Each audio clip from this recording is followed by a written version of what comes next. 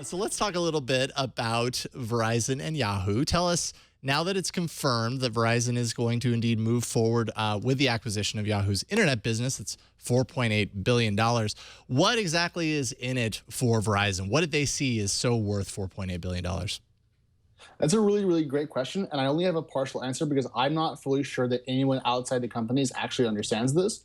But Yahoo brings a whole bunch of ad inventory to it. And when Verizon bought AOL, the discussion among the outsiders, such as me and yourself, was that they were going to make a push on programmatic ad buying. And so you want to have a lot of inventory to do that, and Yahoo brings tons of it. So if you spend $4.4 billion on tech with the AOL purchase, you spend $4.8 billion on Yahoo to have the volume. It's an interesting play. The question is, how well will the two properties work together internally, and if they can really leverage the new assets in kind of combination?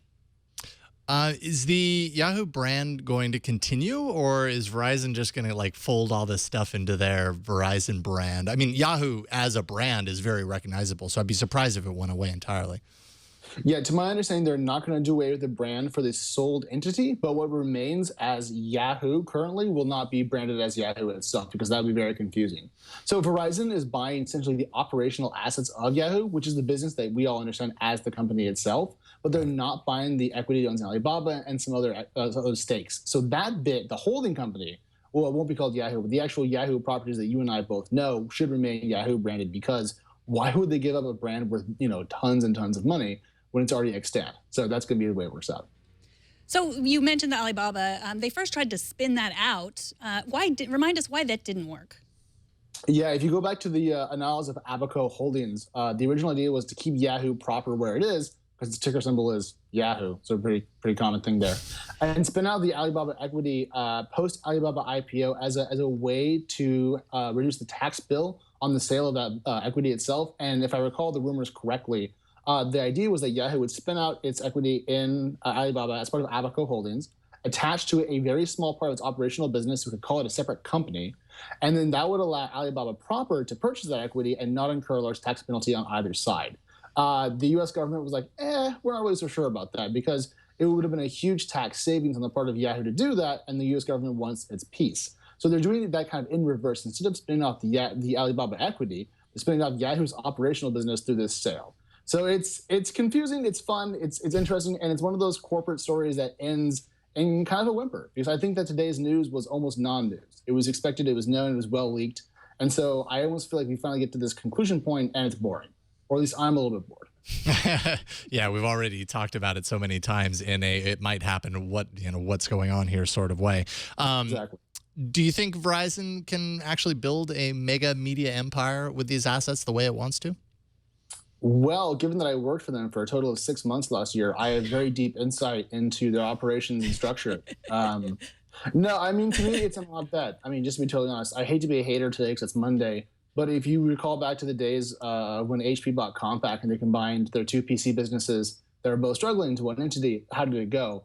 And so when I think about AOL, which has some strengths and some weaknesses, and Yahoo, which has the same, the combination inside of the Verizon house, I don't see being a direct hit right away. If they have a very strong operational roadmap in place and they're going to do a lot of work to kind of combine these two assets, maybe.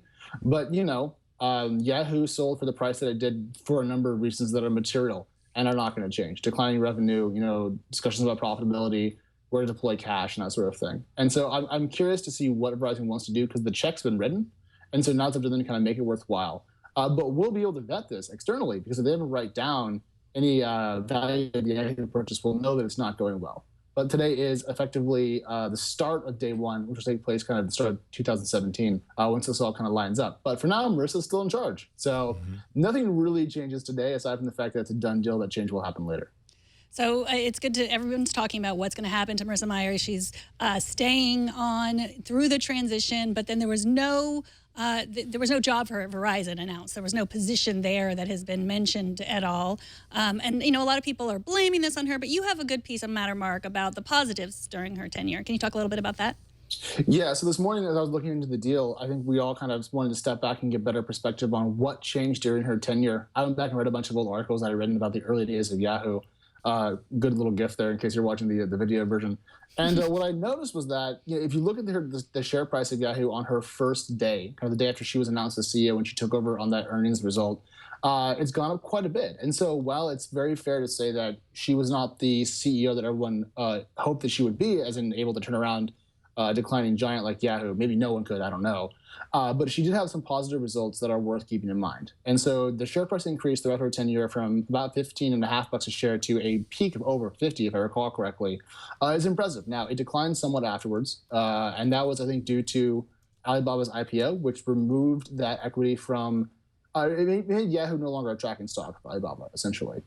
So there was some declines, but certainly she increased the value of the company, and that's one of the jobs as CEO of a corporation. So while it's easy to throw rocks, you and I being non-CEOs of billion-dollar corporations, I think it's also good to keep a little bit of balance and perspective on what went well, and here's one example of that. For sure. It kind of always seemed a little bit like she was handed a poison pill situation. There's a phrase called glass cliff. I'm going to look that up. Mm-hmm. That sounds about right, too. So when is this expected to be completed? In other words, when are we going to have you on again to talk about the next phase of this deal? Well, hopefully I'll be back on tomorrow. But the deal if I recall properly, everything turns over entirely on the 1st of January, 1st, 2017. So the deal is done. There's a lot of paperwork to do, a lot of money to move around, people to switch over, and so forth. But the actual start date should be the 1st, and that's probably just for corporate, reasons. When Verizon bought AOL, for example, I was there, so I recall this. Our benefits didn't switch over until the 1st. So I don't think this is out of the ordinary to delay the full transition until the 1st of the new year. So I don't think it actually means much, other than it's cleaner for kind of corporate internals. Sure. But the deal's done. I mean, the die is cast. So that's kind of a quibble about operational logistics, but this is done. And that, I think, is something that's going to kind of slowly set into our mindset, because also you got to keep in mind, this is a price anchor for the value of revenue. So if you're a startup and you're not growing very quickly, and you're not really a growth company, all of a sudden you're going to have a new valuation multiple attached to your neck. So Yahoo had about $1.3 billion in GAAP revenue last quarter and selling for $4.8 billion total. So what does that mean for the value of revenue for companies that aren't growing very quickly? Well, it means the market's not valuing it very highly. So that's kind of what I'm looking for, is about what this means for startups in and around our little world of Silicon Valley.